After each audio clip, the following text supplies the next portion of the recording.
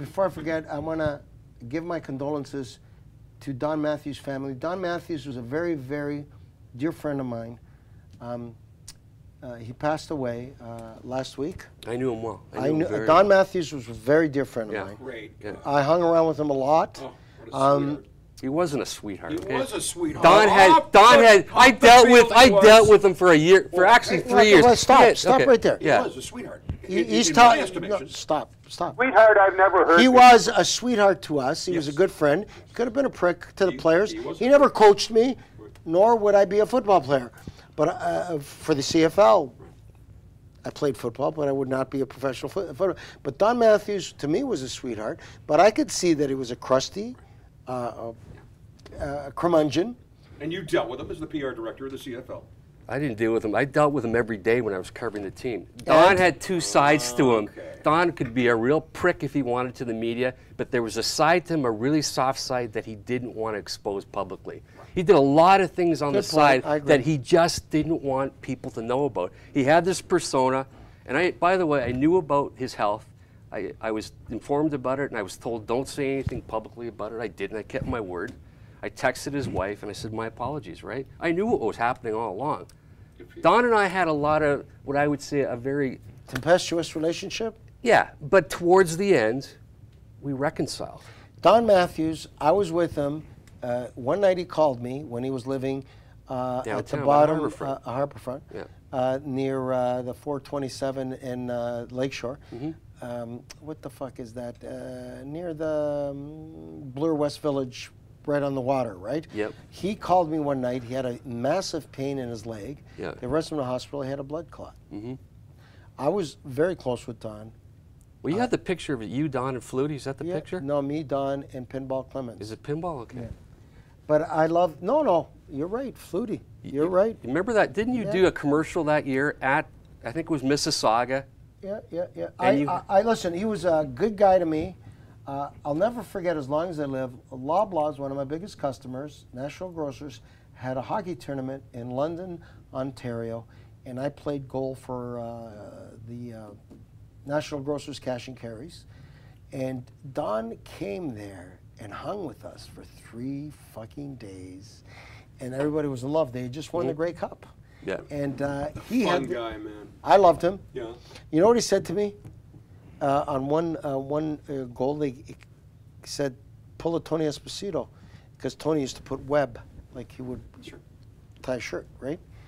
And I go, thank you for that. But you know, we went to a restaurant in London, Ontario, that had ostrich farm behind it, an ostrich farm.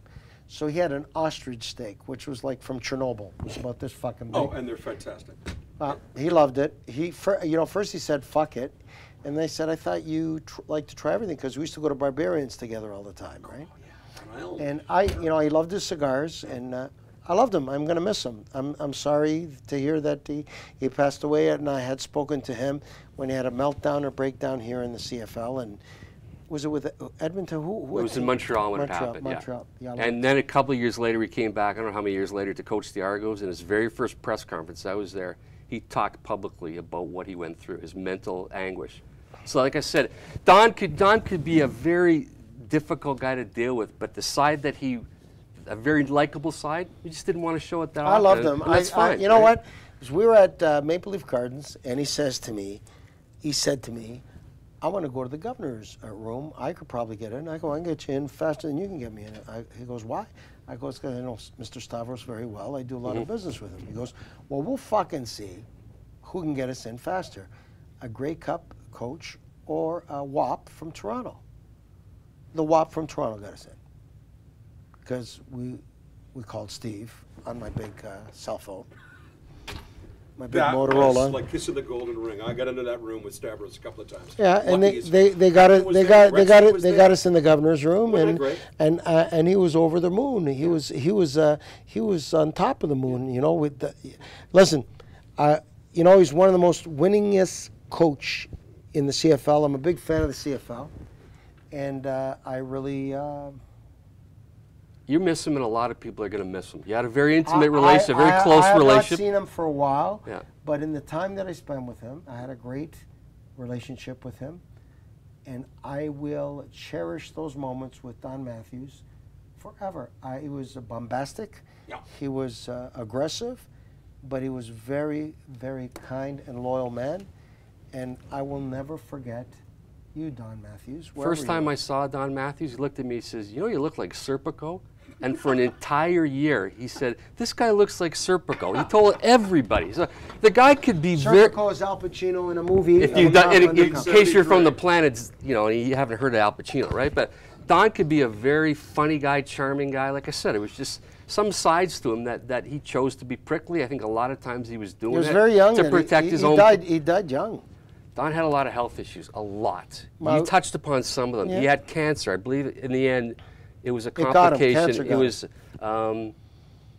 pneumonia, I think, was the ultimate thing. at the end. Which is Yeah, cancer. yeah. At the end, he could not speak, but people that I knew said, reach out to him, and his wife will just say what you want to say to him, because he couldn't talk. When did he get married? This goes back to when he was in Montreal. He met this woman, and the woman had a child, so he became a father again. And like I said, there were a lot of parts to Don that publicly you would never know about. Well, he's good friends with Wendy, who did the show with you. Wendy Wolf, you're absolutely right. Yeah. I had dinner with That's them. the woman there, okay? There's Wendy. Oh, okay. All right, right. That's the Looks like woman- Wendy Wolf, actually. And, strangely. and I said the woman had a child, and Don became a father again. There was a lot of. He was one of the most complex guys I've ever had a chance to deal with as a reporter. He died very young. Don, God bless you, Yeah, wherever you are. here, here.